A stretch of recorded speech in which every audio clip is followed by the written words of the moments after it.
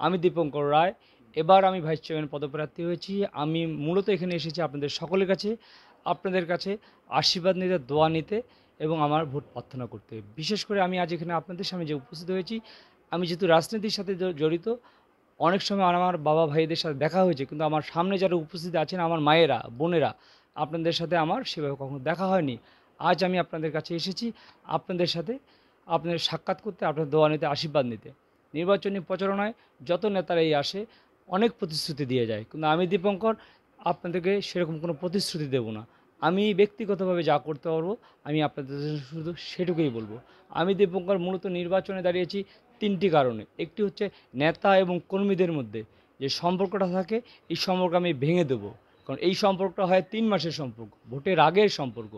ভোটের পরে ৪ বছর ৯ মাস নেতা এবং কর্মীদের মধ্যে কোনো সম্পর্ক থাকে না। কিন্তু আমি চাই এই সম্পর্কটা যেন তৈরি হয় আমার ভ্রাতৃত্বের সম্পর্ক, ভাইয়ের সম্পর্ক, মাতৃত্বের সম্পর্ক, পিতামাতার সম্পর্ক।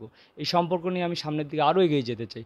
আমার জন্য আপনারা সকলের যেহেতু আমি একটা ছাত্র সংগঠনের সাথে ছিলাম, ৭-৮ বছর ছাত্রলীগের সাধারণ সম্পাদকের দায়িত্ব পালন করেছি। এখন যেহেতু আমি থানা আওয়ামী লীগের সাংগঠনিক সম্পাদকের দায়িত্ব পালন করছি, আমার ১০টা ইউনিয়নে আমার ২০ যেহেতু ছাত্রলীগ সহ যুবলীগ, আওয়ামী লীগের একটি ব্যাপক আমি সাড়া পাচ্ছি এবং সেই সঙ্গে সর্বদলীয় যে একটা সাপোর্ট বলে, যেখানে আমার বিএনপি ভাইয়েরা আছে, জামাত ভাইয়েরাও আছে, সর্বদলীয় একটি সাপোর্ট, খুব একটা ভালো সাপোর্ট আমি পাচ্ছি। ভাইস চেয়ারম্যান যদি নির্বাচিত হই, আমার প্রথম যে কাজটি থাকবে, আমার যে তরুণ সমাজটা আছে এই সমাজকে নিয়ে প্রথম উদ্যোগটা আমি নেব, যেন আমার এই সমাজটা, তরুণ সমাজটা সঠিক গতিতে সামনের দিকে এগিয়ে যেতে পারে। আজ এই তরুণ সমাজটা সাংস্কৃতিক মনা থেকে সরে যেয়ে তারা আসক্ত হচ্ছে নেশার দিকে। এই জায়গাটার জন্য আমি থামাতে পারি এবং এই জায়গাটার জন্য আমার সর্বোচ্চভাবে আমি থানা প্রশাসনের সহযোগিতা নিয়ে, আমার এমপি মহোদয়ের সহযোগিতা নিয়ে, আমার সমাজের সহযোগিতা নিয়ে এই জায়গাটাগুলো থামানোর আমি চেষ্টা করব। আমার যে তরুণ ভোটাররা আছেন, আপনারা আমার আগামী দিনের ভবিষ্যৎ। আমি চাই আমার তরুণ ভোটাররা, আমার দেবীগঞ্জের তরুণ ভোটাররা সৎ, যোগ্য, নির্ভীক একটি মানুষ দেখে, নেতা নির্বাচন করবেন এবং আপনাদের হাত ধরে আগামী দিনে দেবীগঞ্জ একটি উজ্জ্বল ভবিষ্যৎ দাঁড় হবে। কারণ আপনাদের হাত ধরেই যারা আছেন, নুয়ে পড়া দেবীগঞ্জ, কুড়িয়ে যাওয়া দেবীগঞ্জ একদিন দাঁড় হবে আপনাদের হাত ধরেই। আমার সকল ভোটারদের প্রতি আমার বিনীত অনুরোধ থাকবে, আপনারা সকলে নিজ নিজ জায়গা থেকে সতর্কতার সাথে এই সমাজটার পরিবর্তনের জন্য পদক্ষেপ নেবেন এবং আমি আপনাদের ভাই হিসেবে সবসময় আমি আপনাদের পাশে থাকবো, আপনাদেরকে ওয়াদা করে দিয়ে যাচ্ছি। না, আসলে বিরোধী দল নিয়ে আমি যখন মঞ্চে উঠলে আমি একজন নেতা হয়ে উঠি, ভাষণ দিই। কিন্তু যখন আমি মঞ্চের নিচে নামি তখন আমি সর্বপ্রথম লক্ষ্য করি যে আসলে বাড়ি থেকে বের হয়ে প্রথম মুখটা আমার কাকে দেখতে হবে? প্রথম মুখটা দেখতে হবে আমার জনগণকে।